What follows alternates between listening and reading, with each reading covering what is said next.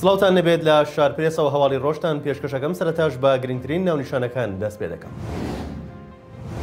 یەکەتی لەبارەی سۆدانیەوە پەیامێکی بڵاو کردەوە. وادی دابەشکردنی موچەی مانگی 12 ئاشکرا کرا. بڕیارە ساڵی داهاتوو مانگانە و لە کاتی خۆیدا موچەی فەرمانبەران دابەش بکرێت.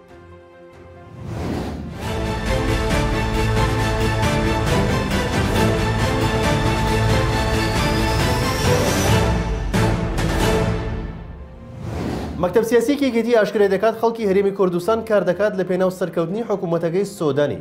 دەژڵێت هەر کێشە و گرفتێک بێتە ڕێگەی ئەو حکوومەتە لایەنەکانی هەرێم هۆکاری ئەو کێشانە نابن.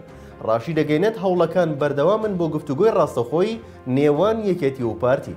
سعدی ئەحمەد پیرە ئەندامی مەکتەبی سیاسی یەکێتی نیشتیمانی کوردستان ڕایگەاند حیزبەکەی پشتیوانی لە حکوومەتێکی بەهێزی یەکگرتووی عێراق دەکات کە تیایدا ماف و شایستەکانی گەلی کورد پارێزراو بێت. سەبارەت بە پشتیوانیکردنی حکوومەتی ئێستای عێراقیش سعدی پیرە جەخت دەکاتەوە خەڵکی هەرێمی کوردستان کار دەکات لە پێناو سەرکەوتنی حکوومەتەکەی محەممەد شیا سۆدانی هەر کێشە و گرفتێک بێتە ڕێگەی ئەم حکوومەتە ئەوە بەدڵنیاییەوە لایەنەکانی هەرێم هۆکاری نابن. لەبارەی پەیوەندیەکانی پارتی و یەکێتی ئاشکرا کرد هەوڵەکان بەردەوامن بۆ کۆبوونەوە گفتوگۆی نێوان حیزب و لایەنە سیاسیەکان بەتایبەت گفتوگۆی ڕاستەوخۆی نێوان هەردوو مەکتەبی سیاسی یەکێتی و پارتی. خۆشحاڵین کە لە هەردوولاوە هەواڵی باشەیە بۆ لێک تێگەشتن و چارەسەری کێشەکان بە گفتوگۆ.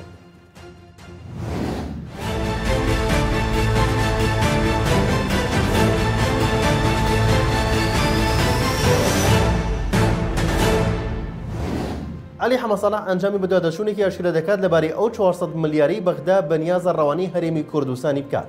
دەژڵێت بەنیوەی ئەو پارەی لە بەغداوە دێدەتوانرێت پێشسەری ساڵ موچەی مانگی 12 دابەش بکرێت.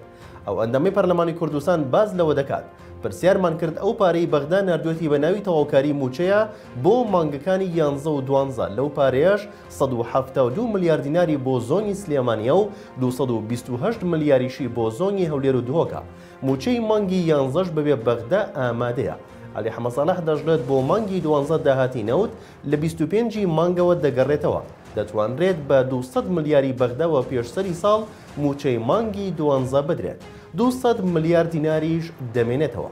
بەوتەیە پەرلەمانتەرە بۆ مانگی 2023 دەتوانرێت موچە ڕێک بکرێتەوە و لە کاتی خۆیدا دابەش بکرێت.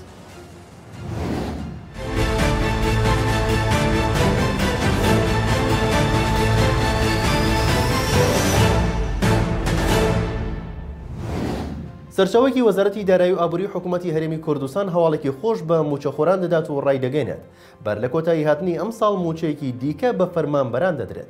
سەرچاوێکی وەزارەتی دارایی و ئابووری حکوومەتی هەرێمی کوردستان ڕایگەیاند گەنجینەکانمان ئاگادار کردوێتەوە و داوا لە وەزارەتەکان بکرێت تا لیستەکانیان ئامادە بکەن بۆ دابەشکردنی موچەی مانگی 12 پێشسەری ساڵ لە هەمان کاتدا خێراکردنی دابەشکردنی موچەی مانگی 11.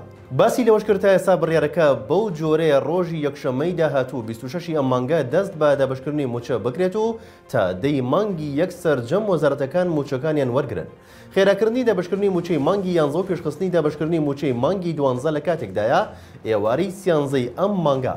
شارپرێز نووسراوێکی دەستنووسی سەرۆکی ئەنجومەنی وەزیرانی عێراقی بڵاو کردەوە کە تێیدا بڕیارێکی لە بەرژەوەندی موچەخۆرانی هەرێمی کوردستان دەرکرد و بڕیاریدا 400 ملیار دینار بۆ دوو مانگی ئەم ساڵ ڕەوانەی هەرێم بکات.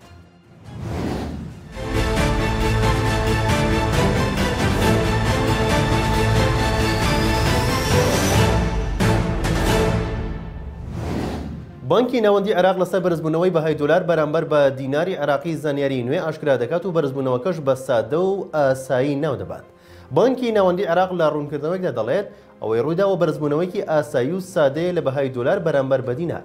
ئەویش چەند هۆکار و کارتێکەرێکی هەبووە. بە وتەی بانکی ناوەندی عێراق بانکە ئەلکترۆنیەکان هۆکار بوون بۆ ئەوەی نرخی فرۆشتنی دۆلار بەرز بکەنەوە. بانکی ناوەندی عێراق نرخی دۆلاری دابەزاند و نرخی 1 دۆلاری بە 1450 دینار لە بانکەکاندا جێگیر کرد واتە نرخی 100 دۆلاری بە 145500 دینار جێگیر کرد. بانکی ناوەندی جەختی لەوەش کردوتەوە لە ڕۆژانی داهاتوودا بەهای دۆلار بەرامبەر بە دینار دەگەڕێتەوە ئاستی پێشووی. لە شاپرێسەوە هەواڵی ڕۆژتان پێشکەشکرا شاد و بەختەوەربن.